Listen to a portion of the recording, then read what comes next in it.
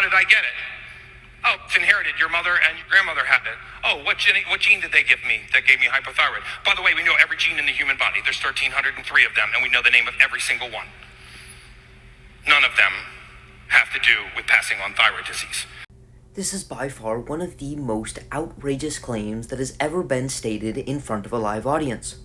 It's estimated we have approximately 24,000 protein-coding genes, about 20 times greater than what was estimated in this video, and that only makes up about 1.5% of the human genome, meaning we have over 1.4 million genes, but only a fraction of them actually code for proteins. We also absolutely do not have a name for all of them, as over 6,000 of them are not yet well studied, and their functions are not yet clear.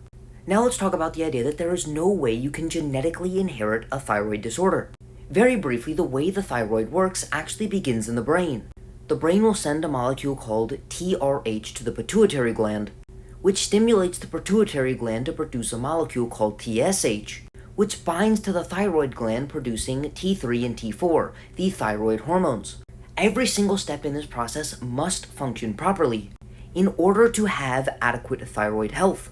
Currently, we are aware of genetically inherited resistance to thyroid stimulating hormone due to impairments in the thyroid stimulating hormone receptor.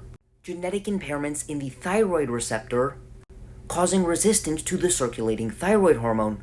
Resistance to TRH due to impairments in the TRH receptor.